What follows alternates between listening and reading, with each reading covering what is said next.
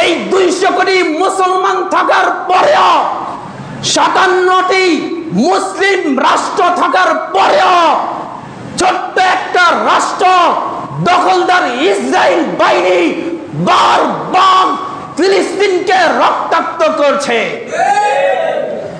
এমন 200 কোটি মুসলমানের কোনো প্রয়োজন নাই, এমন 57টি মুসলিম রাষ্ট্রের প্রয়োজন নাই।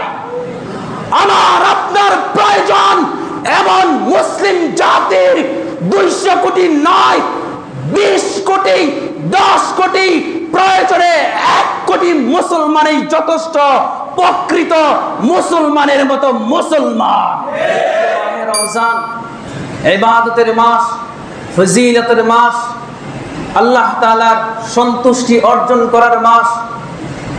এই মাসের মধ্যে পৃথিবীর সর্বত্রের মুসলমানরা একনিষ্ঠভাবে আল্লাহ তাআলার বন্দেগী অর্জন করার চেষ্টায় রয়েছে, লিপ্ত রয়েছে। কিন্তু আমরা বিগত কয়েক বছর যাবৎ দেখে আসছি, পশ্চিমা বিশ্ব, পশ্চিমা শক্তিগুলো তারা প্রত্যেক বছর মুসলমানদের হৃদয়ে রক্তক্ষরণ করার জন্য, মুসলমানদের কলিজায় আঘাত করার জন্য, মুসলমানদের পাক ভূমি, মুসলমানদের প্রথম কিবলা, মুসলমানদের প্রথম কিবলা পবিত্র নগরী ফিলিস্তিনের মধ্যে বারবার তারা আক্রান্ত করছে, বারবার আক্রমণ করে সেই পবিত্র নগরীকে তারা রক্তে রঞ্জিত করছে। প্রিয় বন্ধুগণ, ফিলিস্তিন পবিত্র নগরী, যেই নগরীকে আল্লাহ রাব্বুল আলামিন মুসলিম জাহানের জন্য প্রথম কিবলা হিসেবে নির্ধারণ করেছেন। মুসলমানদের প্রথম কাবা ছিল বাইতুল মাকদাস, যেই নগরী আল্লাহ রাব্বুল আলামিন কোরআনে কারীমের মধ্যে সূরা বনী ইসরাঈলের মধ্যে স্পষ্টভাবে তিনি বর্ণনা করছেন, আমি আকসা এবং তার আশেপাশের এলাকাটাকে আমি বরকতময় করেছি। পৃথিবীর মধ্যে আল্লাহ তাআলার যত ঘর রয়েছে, সেই ঘরের মধ্যে দ্বিতীয় যেই ঘরকে নির্মাণ করা হয়েছে, সেই ঘর হচ্ছে বাইতুল মাকদাস। প্রথম ঘর হচ্ছে বাইতুল্লাহ। পৃথিবীর মধ্যে 3টা মসজিদ, 3টা ঘর, যেই ঘরগুলোর মধ্যে নামাজ পড়লে, সালাত আদায় করলে হাদিসের মধ্যে স্পষ্ট ভাবে ফাজাইলের কথা, সওয়াবের কথা বলা হয়েছে, আর অন্য কোন মসজিদের মধ্যে নয়। আল্লাহ তাআলার ঘর বাইতুল্লাহর মধ্যে, মসজিদে নববীর মধ্যে এবং মসজিদে পবিত্র নগরী মসজিদে আকসা, বাইতুল মুকদ্দাসের নগরী, গাজা নগরী, ফিলিস্তিনের নগরীর মধ্যে পশ্চিমা অপশক্তিগুলো, ইসরায়েল দখলদার বাহিনী বারবার আক্রান্ত করছে, বারবার তাদেরকে রক্তে রঞ্জিত করছে। তাদের এই নোংরামি থেকে, তাদের এই নগ্ন হামলা থেকে আমাদের দুধের শিশুরা পর্যন্ত রেহাই পাচ্ছে না। তাদের এই নগ্ন হামলা থেকে গর্ভবতী মারা পর্যন্ত রেহাই পাচ্ছে না, বৃদ্ধ নারী পুরুষরা পর্যন্ত রেহাই পাচ্ছে না, নিষ্পাপ শিশুরা রেহাই পাচ্ছে না। তাদের এই নগ্ন হামলায় নিষ্পাপ অনেকগুলো প্রাণ, শত শত প্রাণ, লক্ষ লক্ষ, হাজার হাজার প্রাণ ঝরে যাচ্ছে। আজ আমরা হয়তো ভাববো আমরা থাকি ফিলিস্তিন থেকে সুদূর দূরে, আমরা কি করতে পারি, আমাদের কি করার রয়েছে? প্রিয় বন্ধুগণ, হাদিসের মধ্যে স্পষ্ট বার্তা এসেছে, অন্যায় যখন তুমি দেখবা, সে অন্যায়কে হাত দ্বারা প্রতিহত করতে হবে, জবান দ্বারা প্রতিহত করতে হবে, অন্তর দ্বারা ঘৃণা পোষণ করতে হবে। প্রিয় গাজাবাসী, আমরা তোমাদের সাথে থাকতে পারিনি, এর জন্য আমরা সমবেদনা দুঃখ প্রকাশ করছি। যদি আমরা তোমাদের সাথে থাকতাম, তোমাদের সাথে কাঁধ মিলিয়ে আমরা তোমাদের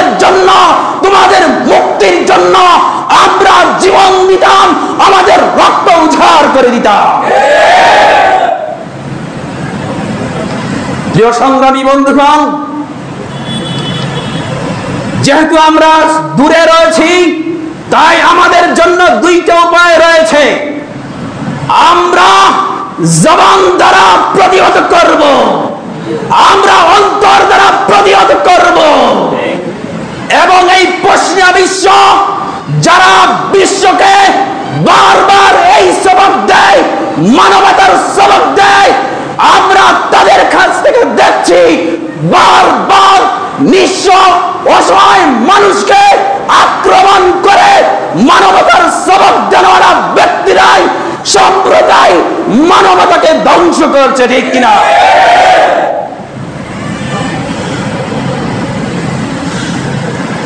প্রিয় বন্ধুগণ, জাতিসংঘ, আপনারা দেখবেন দেশ যখন 16 বছর নির্যাতনের শিকার ছিল আমাদের প্রিয় ভূমি, জাতিসংঘ কোনো কথা বলেনি।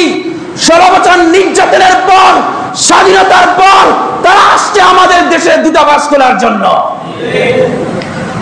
তোমাদের যদি মানব প্রাণ থাকতো, মানবতাবোধ থাকতো, তাহলে তোমরা তখনই দূতাবাস খুলতা। জাতিসংঘ যদি বিশ্বের মানবতার জন্য কাজ করত, তাহলে কখনো দখলদার ইসরায়েলি, কখনো পশ্চিমা বিশ্ব ফিলিস্তিনের এই নিষ্পাপ মানুষগুলোকে হত্যা করতে পারত না। জাতিসংঘ স্পষ্ট প্রমাণ হয়ে গিয়েছে তারা বিশ্বের মানবতার জন্য কাজ করে না, মূলত তারা পশ্চিমা বিশ্বের জন্যই কাজ করে।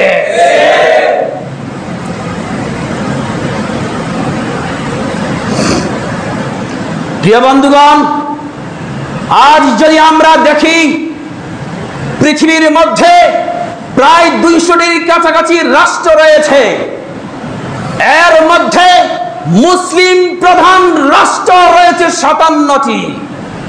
পৃথিবীর মধ্যে প্রায় 200 কোটির মতো মুসলমান রয়েছে। এই 200 কোটি মুসলমান থাকার পরেও, 57টি মুসলিম রাষ্ট্র থাকার পরেও ছোট্ট একটা রাষ্ট্র দখলদার ইসরায়েল বাহিনী বারবার ফিলিস্তিনকে রক্তাক্ত করছে। এমন 200 কোটি মুসলমানের কোনো প্রয়োজন নাই, এমন 57টির মুসলিম রাষ্ট্রের প্রয়োজন নাই। আমার আপনার প্রয়োজন এমন মুসলিম জাতির 200 কোটি নয়, 20 কোটি, 10 কোটি, প্রয়োজনে 1 কোটি মুসলমানই যথেষ্ট, প্রকৃত মুসলমানের মতো মুসলমান, যারা নিজেদের জান মাল, নিজেদের জীবনের সবকিছু উৎসর্গ দিয়ে বাতিলের বিরুদ্ধে হকের পক্ষে লড়াই করতে পারবে, এমন অল্প কিছু মুসলমানই যথেষ্ট। আজ এই ফিলিস্তিনের অবস্থার জন্য আমি মনে করি কোন যেমনি ভাবে পশ্চিমা বিশ্ব দায়ী, ঠিক তেমনি ভাবে 200 কোটি মুসলমান দায়ী, তেমনি ভাবে প্রত্যেকটা মুসলমান দায়ী যারা চুপ থাকে, তেমনি ভাবে 57টা মুসলিম রাষ্ট্রের লিডাররা দায়ী, ঠিক কিনা? আমরা চুপ থাকার কারণে তারা এই সুযোগ পাচ্ছে, আমাদের চুপ থাকার কারণে এই সুযোগ পাচ্ছে তারা। প্রিয় বন্ধুগণ, মনে রাখতে হবে এই মাহে রমজান, এই মাহে রমজান বদরের রমজান, এই মাহে রমজানের মধ্যেই রব্বে কারীম তিনি মুসলিম জানকে, ইসলামকে বিজয়ী বলে ঘোষণা করেছিলেন। মুসলমানদের অস্ত্র শস্ত্র কিছুই ছিল না, মুসলমান ছিল নিরস্ত্র, মুসলমান ছিল জীর্ণ শীর্ণ, মুসলমানের ছিল অল্প সংখ্যক কিছু লোক, মাত্র 313 জন ব্যক্তি, 313 জন সাহাবী 1000 কাফেরের বিরুদ্ধে অস্ত্র শস্ত্রে সজ্জিত সৈন্যবাহিনীর বিরুদ্ধে মাত্র 313 জন যুদ্ধে জয়লাভ করেছে। এখান থেকে প্রতীয়মান হয় মুসলমান কখনো সংখ্যার পক্ষে গিয়ে মুসলমান কখনো সংখ্যার বলে, মুসলমান কখনো অস্ত্রের বলে জয়লাভ হয় না। মুসলমানদের জয় আসে ইমানি শক্তি থেকে, ইমানি চেতনা থেকে। মুসলমান যদি ইমানি চেতনা নিয়ে, ইমানি জজবা নিয়ে অল্প কিছু মুসলমান ময়দানে ঝাঁপিয়ে পড়ে, পশ্চিমা বিশ্ব, ইসরায়েল, হিন্দুত্ববাদ ভারত তাদের আবাসা হয়ে যাবে। শুধু আমাদের প্রয়োজন ইমানি চেতনা, ইমানি জজবা, আর কিচ্ছু না। এটার শুধু প্রয়োজন। এই একটা জিনিস, একটা সম্বলের মধ্যে আমরা পিছিয়ে আছি। এই সম্বল যদি আমরা হাসিল করতে পারি তাহলে আমরা ইনশাআল্লাহ বিশ্বকে শাসন করতে পারব। এবং সর্বশেষ আরেকটা কথা বলবো, আমরা যারা বাংলাদেশি আছি ফিলিস্তিনের পক্ষে আরেকভাবে কাজ করতে পারি। আমরা ইসরায়েলের বিরুদ্ধে, আমাদের দেশে ইসরায়েলের পণ্যের সয়লাভ হয়ে গিয়েছে। আজ থেকে আমরা অঙ্গীকারবদ্ধ হব, আজ থেকে অঙ্গীকারবদ্ধ হচ্ছি, ইসরায়েলের কোন পণ্য, কোন মুসলমানের সন্তান, কোন মুসলমানের সন্তানের রক্ত থাকা পর্যন্ত ইসরায়েল কোন পণ্য ক্রয় করব না, ইনশাআল্লাহ।